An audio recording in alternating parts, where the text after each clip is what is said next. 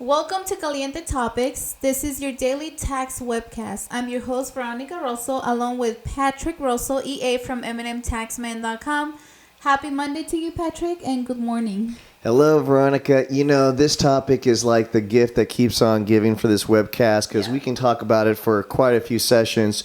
So today we're talking about the third component, the third question that you're really having to answer when you receive an IRS dependent correspondence notice, and that's about financial support. Veronica, go ahead, talk about that. Yes, definitely. So the first thing that we have to understand is that everything has to be proven by paper. Very good. So the main thing when it comes to proving support for one of your dependents is bank statements, bank account. Correct.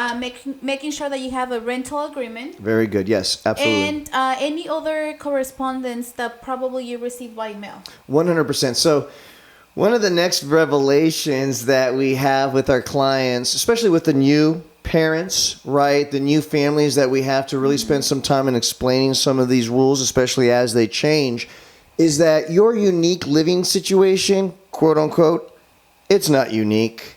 It's been done, documented, and proven many times before. It's just that you have to be aware that unique living situations require unique record keeping in order to prove the amount of money that you are spending in the year in order to take care of that dependent. Now, if you've got the housing down, whether that be mortgage or rent, that's pretty much the big one right there. That's a home run hit. In most cases, that's the number one cost for any dependent. Yes. But now if you share that cost, right? Mom and dad are the landlord, right? Or there's a duplex involved.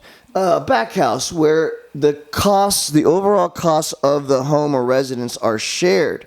You believe that there might be unique circumstances to the case, but from a record keeping standpoint, no, it's very clear. Publication 501 breaks it down to a worksheet, and that's how the auditor is going to look at the case every time too. So consequently, it's how we explain it. We break down the housing, the food, the clothing, the medical. We take into account if there's government assistance. Yep. We have to take into account if there's some child support. Everything really kind of comes down to a worksheet, and as long as what you pay into the dependent's care hits that 51% mark or above, you win, my friend. Yeah. And this is a critical form that before even filing your taxes, you can request it through your tax specialist or even online. 501 publication, you can, start reading about Worksheet it and 2. fill it. You can start filling out the form yourself and see if you do qualify.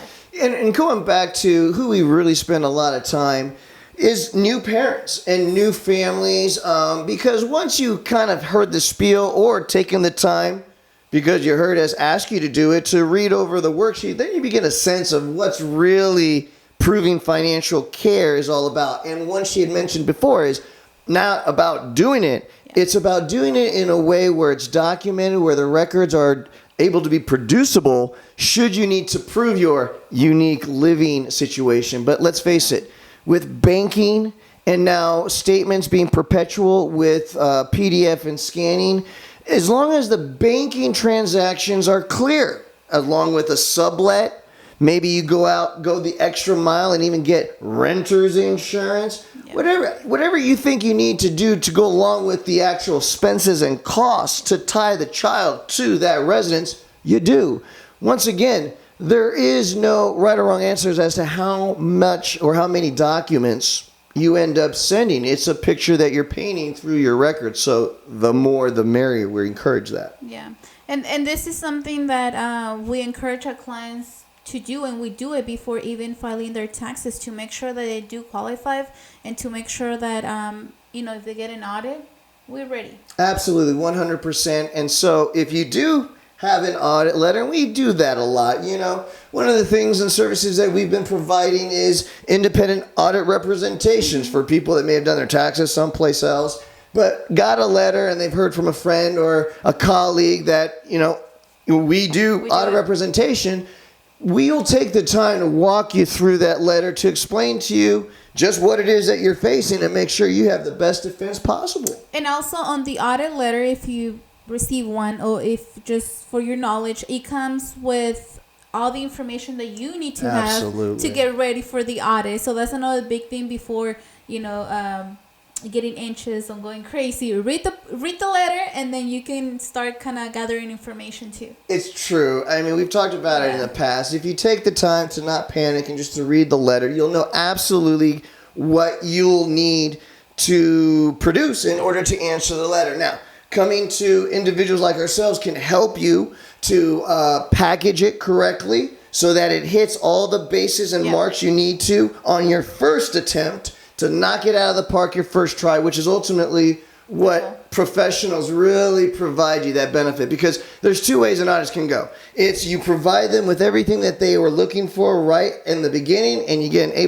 on the book report right away. Or there's a back and forth. They continually to ask for additional information. You have it, but it wasn't packaged correctly, and you didn't quite know that added to the context of your case. You weren't aware of that, and now you just have to send it again.